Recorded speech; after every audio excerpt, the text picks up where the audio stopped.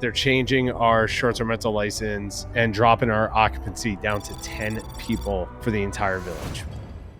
Tony Robbins talks about this a lot. I think he said, give yourself 2 minutes to feel sorry for yourself and then make a decision and move forward. But now we're kind of forced to move forward with the bigger vision. So what we're working on now is with the Brown Studio architects, figuring out how to get more Freewyld cabins on the property and then figuring out how to freaking make it work. But if we get it through, which I feel confident we can, we're going to have an incredible property there and then something that we can never lose. So it's such a powerful reminder that there is so much benefit to investing in what your brand story is and what your brand position is. To truly expand the Freewyld brand and vision, we have to move forward on figuring out how to develop out our properties. Everybody wants the bikini body, but nobody wants to spend all of the hours at the gym.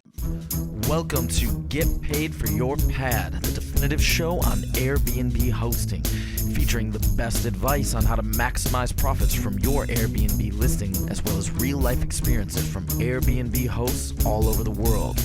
Welcome. Get paid for your pad. Get paid for your pad. Get paid for your pad.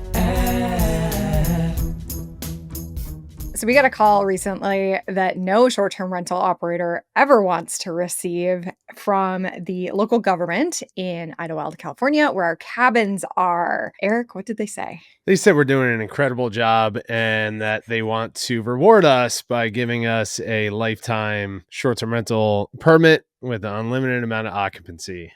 Yes. And then they told me that they were joking and that they were changing our occupancy. We still have a short-term rental permit on this property. And when we bought the property, they were just updating the short-term rental laws. And the short-term rental department promised me that our property was grandfathered into the old laws and that we won't be affected by this at all. And that's been the case since we bought the property and been running it. But yeah, just a couple weeks ago, they updated us saying that that's not the case anymore and that they're changing our short-term rental license and dropping our occupancy down to 10 people for the entire village, which is very, very disappointing, but it's opened up a lot of opportunity, So I think at this point, how I operate, I kind of freak out for 30 seconds, maybe 60 seconds, and then immediately try to find the opportunity in the challenge. So yeah, very, very disappointing. But they essentially, what happened is they had Riverside County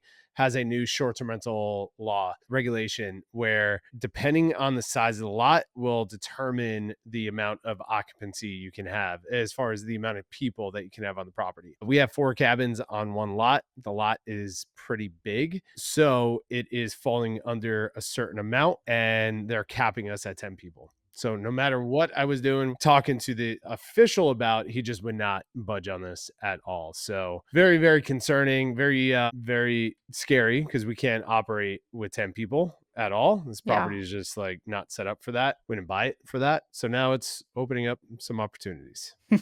For context, we were advertising the full village rental before at a max of 17, which our cabins super comfortably fit. So it's not an issue of us trying to cram as many people in as possible. We literally have beds for 17 people and bedrooms and bathrooms and all of those things. So this is a dramatic change from what you guys did the pro forma on and all the projections on. Yeah. And requires some creative negotiation. I have to commend you as a leader though, because I didn't even have to witness the freak out 60 seconds of it. By the time you brought it to the team, you're like, oh man, this is an opportunity. We can roll with this and we can do something really creative to make the best out of this situation. And I've been reading that this is happening basically all over the country and all over the world. Barcelona was in the news being super strict about short-term rentals and just tourism, anti-tourism in general, which is really weird because it's such a big tourist-driven city. I think San Diego is rolling out some new short-term rental regulations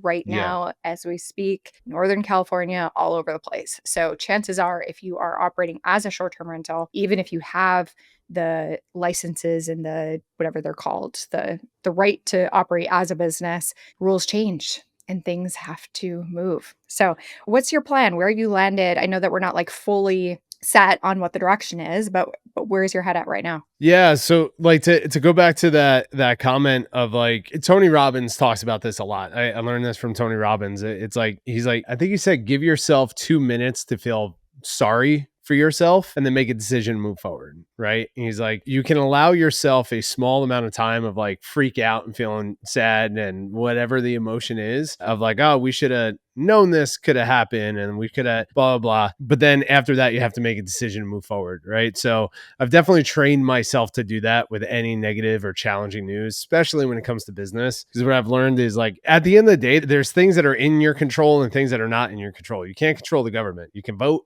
You can put your voice out there, but outside of that, you can't control what the government decides to do, right? At the end of the day. So I recognize that. And we always knew that this risk was there. We bought it with that understanding. But the reason why we bought this property and we invested so much into it is because it's zoned as a hotel for hotel use. So we don't have that designation right now. It's used as residential, hence why we have the short-term rental license. And when we bought the property, we were capped at 17. We can fit more people in the cabins, but the county said like, hey, you're capped at 17 because of bedrooms and parking, but that won't ever change. Now they've updated it and from there. And there's a couple of interesting things about this as well, which I'll get into. Just writing down some thoughts here. You know, to answer your question, the vision now is like we're just accelerating the rezoning the property as a hotel, right? So we have no other option to do that. Right. And we have to figure out how to make it work financially for us to convert this property from short-term rentals to a hotel. There was a period there where we were considering like, hey, you know what? Maybe we won't do the hotel use because it's a long,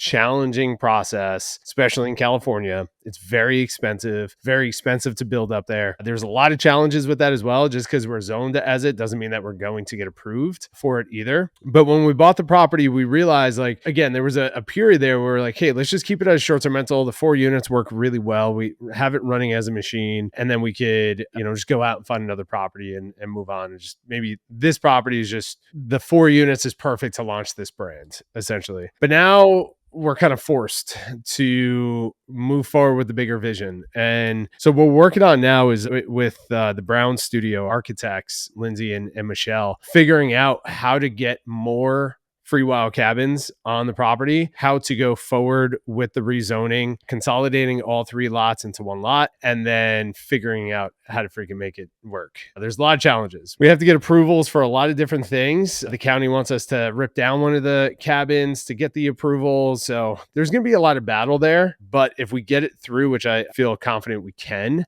we're going to have an incredible property there. And then we have our hotel license and something that we can never lose, which is incredible. So that's the vision. Yeah. Build more cabins, get a hotel license, and create something incredible out of this challenge.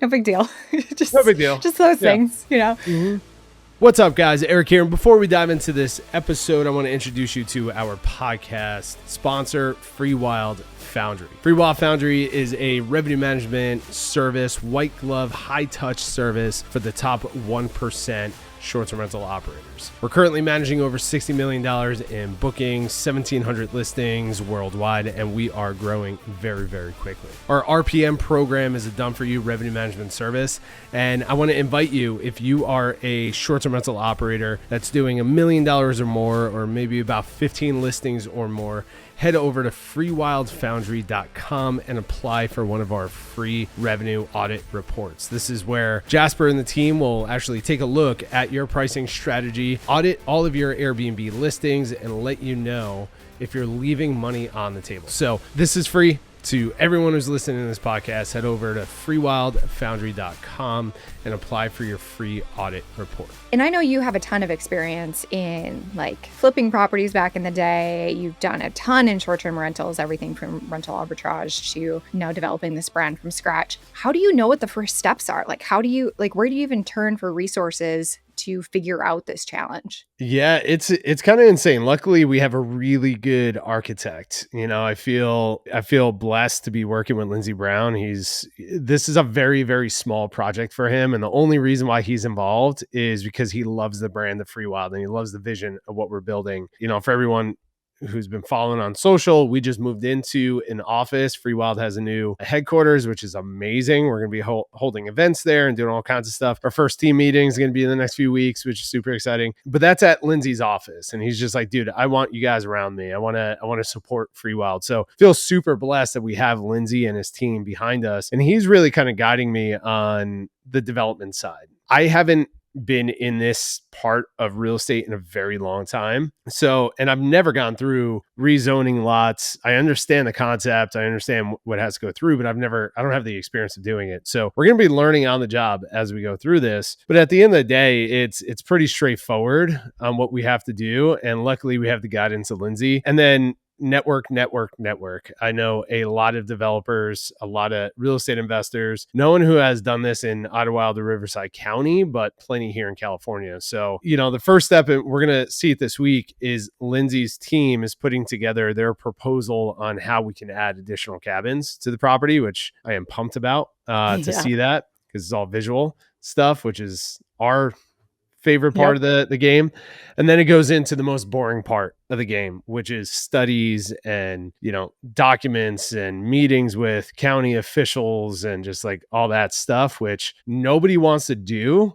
But as a developer, like that's where the money is really made in the game, is if we can get the approval to convert this from residential to hotel, and we can add 6 to 10 more cabins to this property, that's where the real delta is made. And we already have an incredible brand that's going to be thrown on top of this. So cash flow is going to be nice. Experience for the guests are going to be incredible. And then as a company, we have this amazing property that has quite a bit of value to it. So if it all goes smoothly, we got something awesome. If not, I don't know.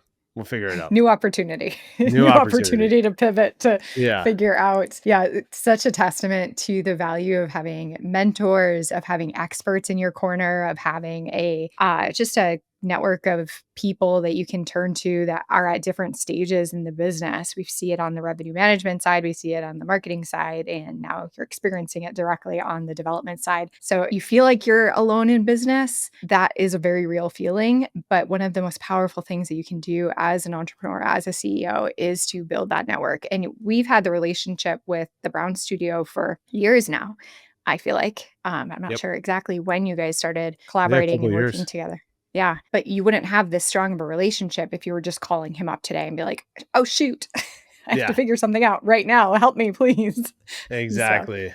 Yeah, it takes time. You got to also be doing stuff that's interesting to grab people's attention and bring it in, right? Mm-hmm. It's like the only reason why he, obviously we're paying them, and that's a reason, but the main reason why he's deciding to take us on as a client at the stage that we're at is he loves the brand and he loves the vision of what we're creating, right? And he wants to be involved in that. I was in the office with him yesterday, and he introduced me to one of his clients that flew in from Europe, who just bought like thousands of acres in some of the most beautiful mountain areas out there. I'll be cryptic on where it is. Yeah. And they're building 3 massive hotels. They're building resorts. They're building this like huge project. And like, that's the level of project that this guy works on, him and his team work on.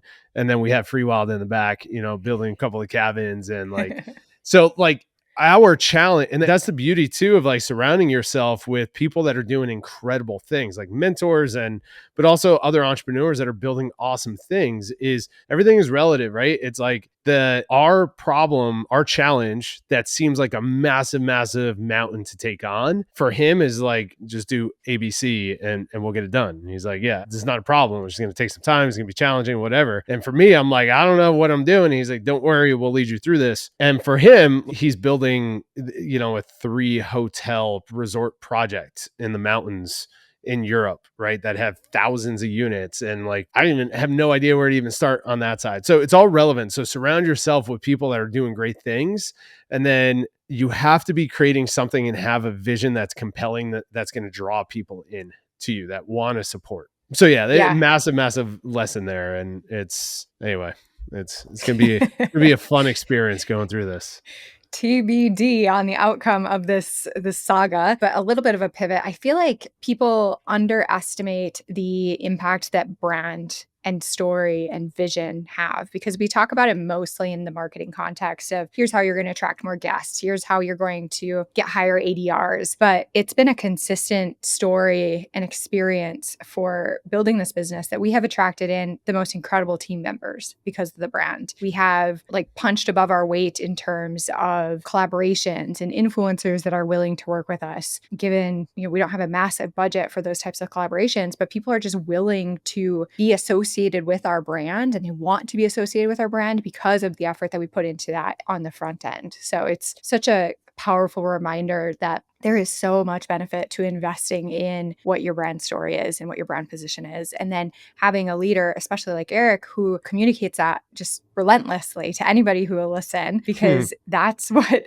attracts people like a magnet to support your vision and to help you make it a reality. Yeah, you gotta love it. Like I freaking love this brand. I love what we're creating. Again, like being at VRMA and seeing the booth and, the team wearing the hats and getting the compliments on like our merch and stuff. And it's just like, I love that entire experience. And I said this to Samantha last night. We were doing some goal setting for next year, some like vision setting for next year. And she was asking me, where do we want to take Freewyld? And I'm like, I would love to have Freewylds. I can see having Freewyld locations in the most beautiful parts of the world. And that's always been the vision.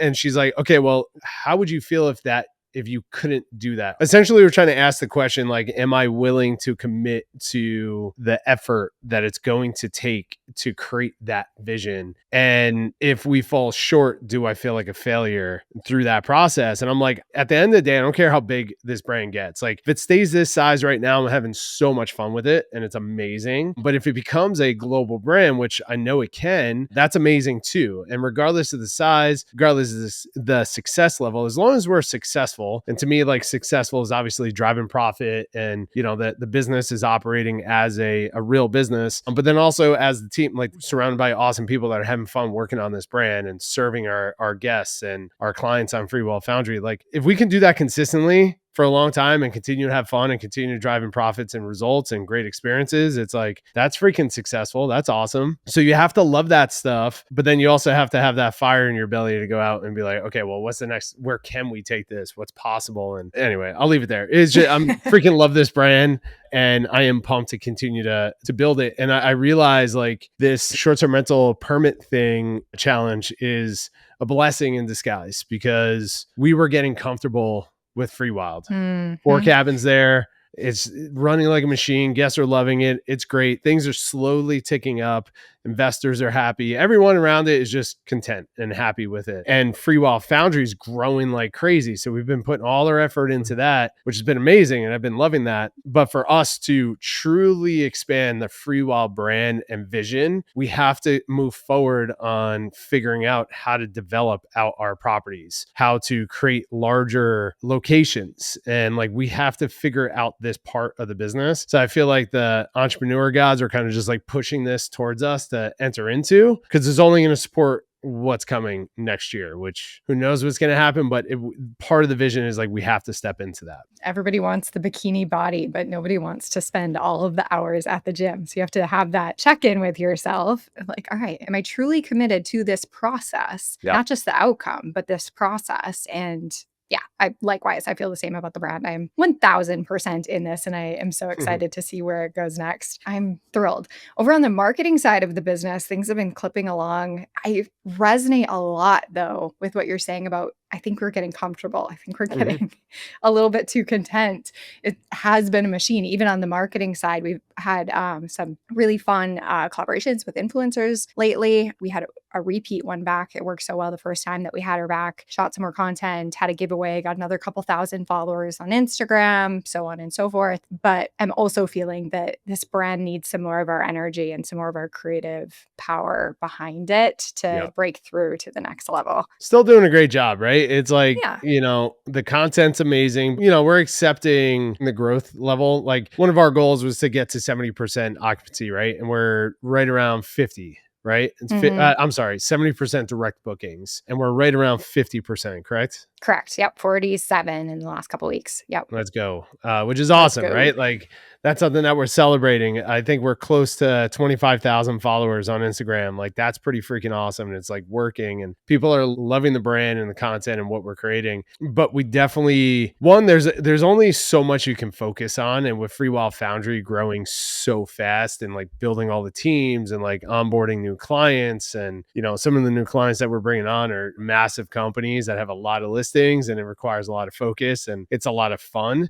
Sometimes we got to put our focus into fixing certain things, building certain things, and that means sacrificing the growth of something else, right? But this has been the vision, is with Freewyld Foundry, because if you rewind, like it's when you joined the team, like we had no money coming in. We had this huge vision, but it's like, how are we going to fund our lifestyle and build a team off of these properties? It's going to take a long time. And it's like, do we go fundraise or do we fund it ourselves? And Freewyld Foundry has always been the vision of being able to develop a cash flowing business that we can then invest back into Freewyld properties and our team to scale that. And we're pretty damn close to doing that. So next year, we're going to be in a position where Foundry is in a cash position to then invest into our real estate that we're going to be purchasing and support us on building out the team that we need on the Freewyld side, which is mostly, if anyone is listening and somebody that might be helpful on this, essentially it's anybody. Like the first main hire that we have to find is someone who's going to be leading the real estate side of Freewyld. So yeah, it's all been a process, right? So I'm okay. That goes back to the whole thing of like Freewild's a generational company. So it's okay if it takes a year or two to get to the level that we want. We don't need this hockey stick growth when it comes to the cabin side. We definitely have a hockey stick growth when it comes to Foundry, which is amazing. So yeah, hopefully that comes all the way back around and becomes this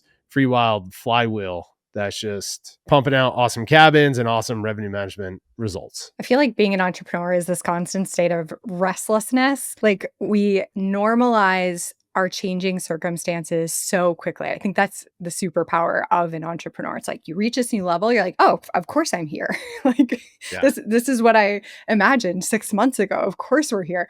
But it's so important. I want to highlight two things that you kind of called out. Like it's so important to celebrate the wins early, the small wins, and then also to continue to expand that vision, to continue down that path, because comfort is the enemy. If you're not growing, you're dying. And I know a lot of people resist that type of language because it's tied to like that toxic hustle culture that some people don't enjoy, but that's how life works. Like nature works that way. If you're not growing, you're deteriorating. So we are in the camp that we want to always be growing. And we also have a team value of believe beyond, meaning we don't accept the average results or the average state of being. Like we're always going to go for that next step. So I think we should have a podcast episode in the future about your goal setting routine that you and Sam do, because it's really unique. We won't like dive too far into the details, but any other highlights that came out of that exercise that you guys did? Oh man, it's stuff that I agree with you 100%. Like you have to find the balance and make sure that the hustle culture, I don't know. I'm going through this stage of life right now where it's like I'm questioning everything that I've been thinking or approaching business and myself and like all this stuff. And like even the hustle culture stuff, like I got in this mindset of like, oh, I shouldn't be hustling all the time. But yesterday we sat down and it's like, am I willing to put the effort in that's required to build Freewyld to this global hospitality brand, or even a national hospitality brand, or just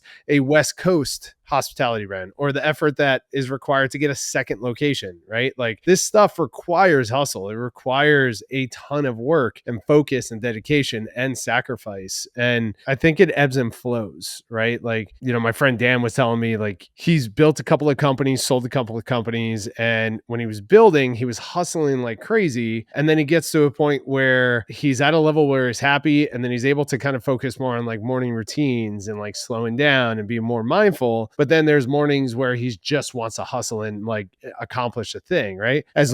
So he just wakes up and gets to work like immediately. I think what's his name? What's the big muscly guy with the big beard? Yeah, Hermosi has said the same thing. He's like, morning routines are trash. Just get to work. Yeah.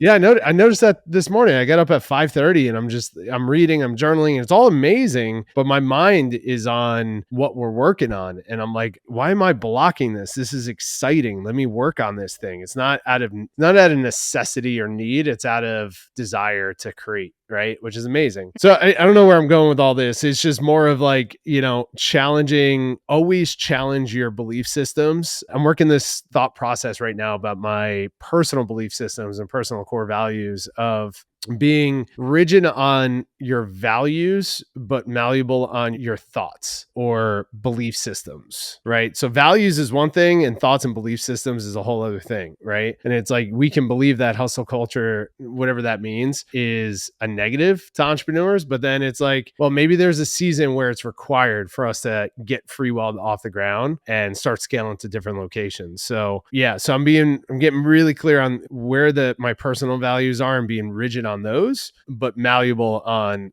belief systems, essentially. Yeah.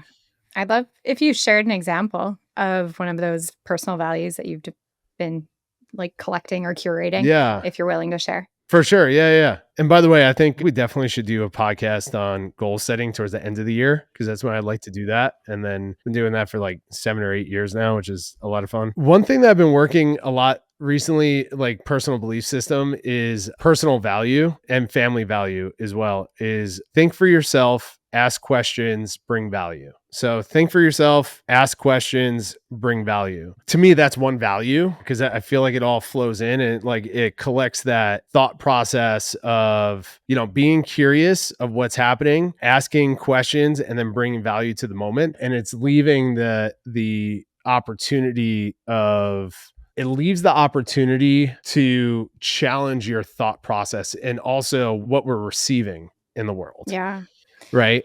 This reminds me of a TV show that Bobby and I are watching right now. It's called Halo. It's kind of this geeky sci-fi, but it was created relatively recently. And they have this part of the show where the government decides that they don't really like this one planet. They need a special resource out of it, but it's a nice planet with people living on it.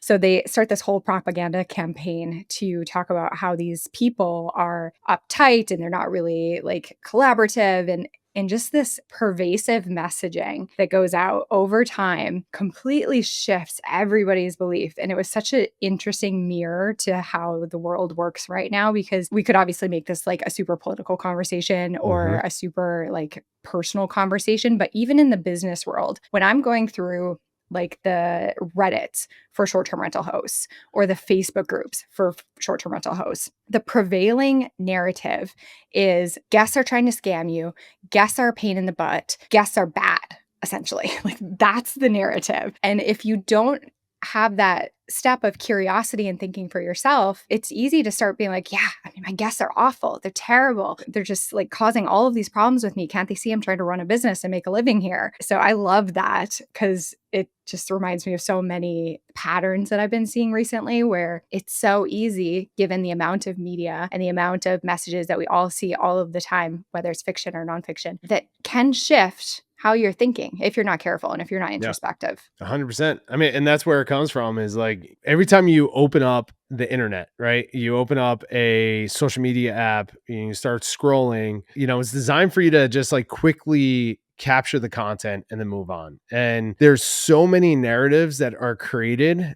and by design and not by design that you take in. And I'm noticing even myself, and like we have friends all around the world. Like we have really close friends that live in countries all around the world. Everyone has different belief systems and religions and political beliefs. And like, Samantha and I just have a very diverse style of friends. And that's what we love, because we love to learn from that standpoint. And we realize that there's narratives that always pop up about different things. If you read Think and Grow Rich, you realize like there's narratives around money belief systems, right? And it could be passed down from your family. It could be developed by watching and scrolling on social media, engaging on certain things, where the algorithm then just feeds you the thing that's grabbing your attention. And then most people don't ask the question. They don't ask questions, and they're not thinking for themselves. They just accept it for what it is. And then before they know it, it becomes a belief system for themselves, but they don't really understand there's no depth to that belief system. And by the way, this is not the ask questions, think for yourself and bring value that I heard from Casey Means. So it's a brother and sister. One was I've heard them on a handful of different podcasts. I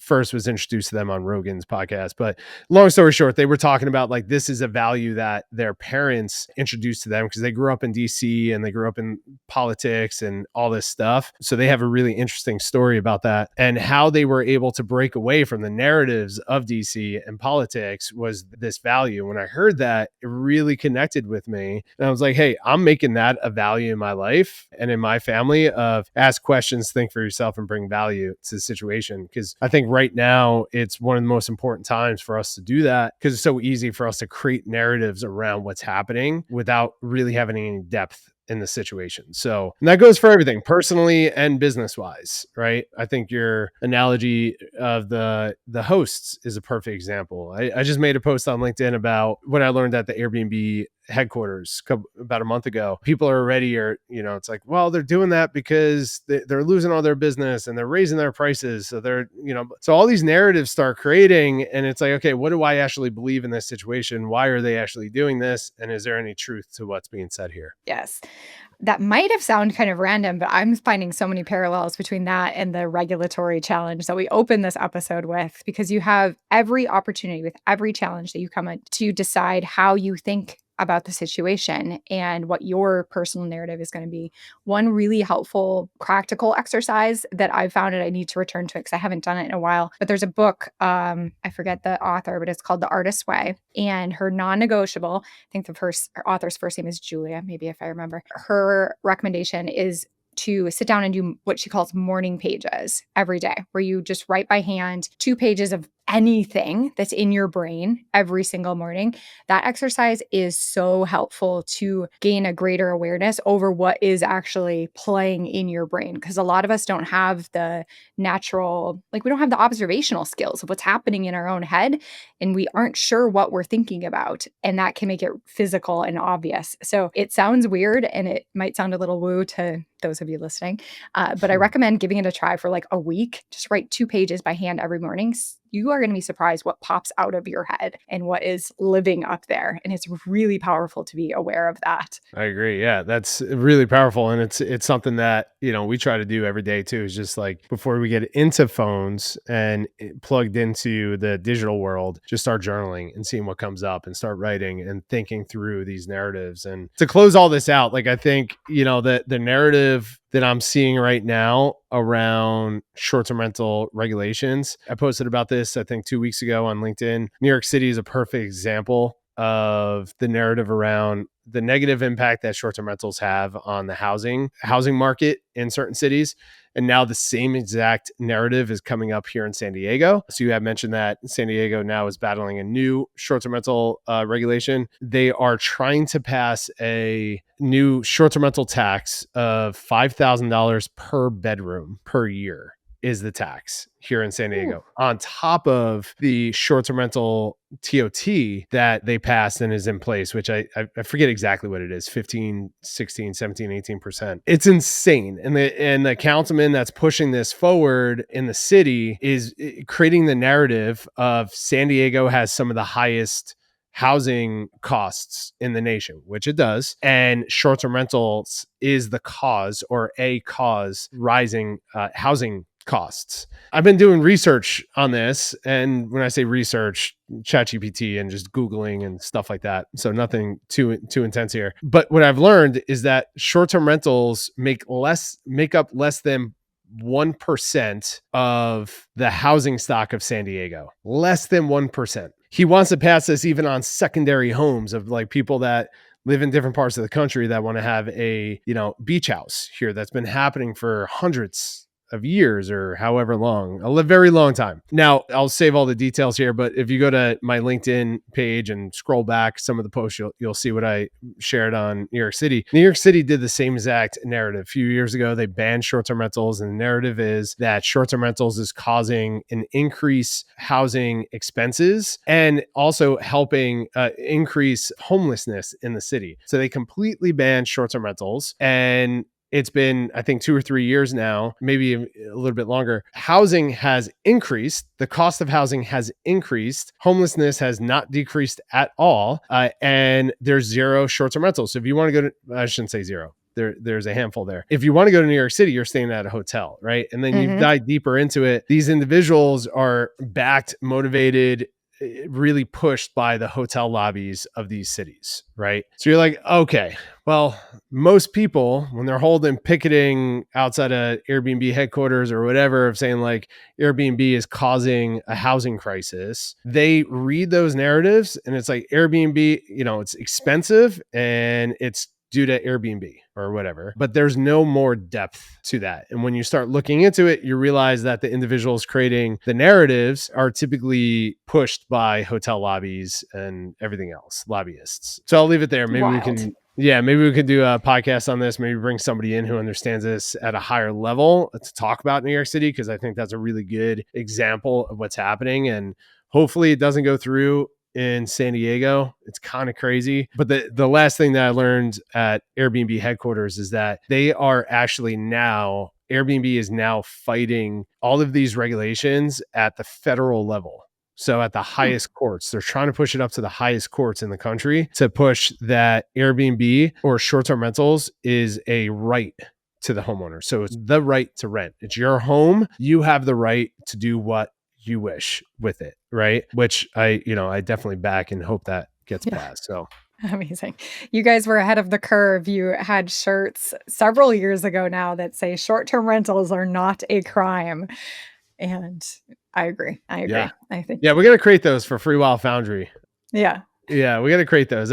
Being here in San Diego, you see those stickers everywhere. Skateboarding is not a crime.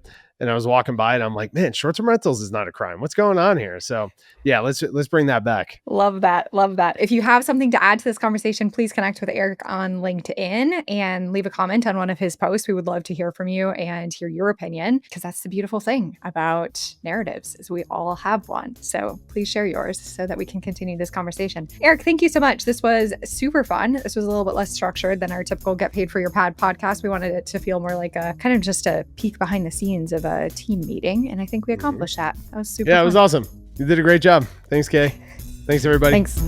Get paid for your pad. Get paid for your pad. Get paid for your pad.